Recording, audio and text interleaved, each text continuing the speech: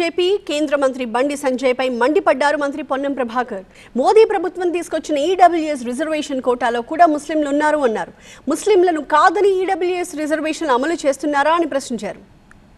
ముస్లింలకు సంబంధించి ఒకవేళ నిజంగానే మీరు అంత వ్యతిరేకంగా ఉంటే, ముస్లింలకు రిజర్వేషన్ వర్తించొద్దు భారతీయ జనతా పార్టీ నాయకత్వం అనుకుంటే, మీరు ఇస్తున్న 10% ఈడబ్ల్యూఎస్లో ముస్లింలు ఉన్నారు కదా, మీరే చట్టం చేశారు కదా 10%లో 10% ఈడబ్ల్యూఎస్లో ముస్లింలు కాదని మీరు రిజర్వేషన్ ఇస్తా ఉన్నారా? చెప్పండి ధైర్యంగా. ఇవ్వాలా 10% ఈడబ్ల్యూఎస్లో ముస్లింలు రిజర్వేషన్ ఇస్తూ, when you are giving 10% EWS reservation to EWS, the part of Muslim also there.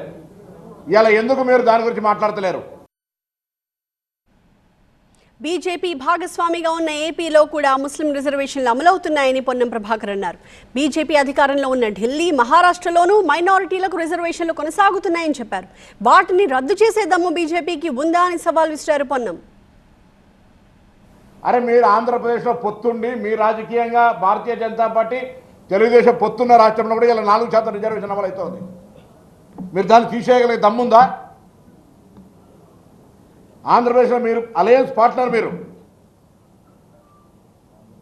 అరే, రంజాన్కు సెలవులు ఇచ్చి ఆంధ్రప్రదేశ్లో జీవో ఇస్తే, తెలంగాణలో జీవో ఇస్తే బండి సంజయ్ రాజకీయం మాట్లాడతాడు.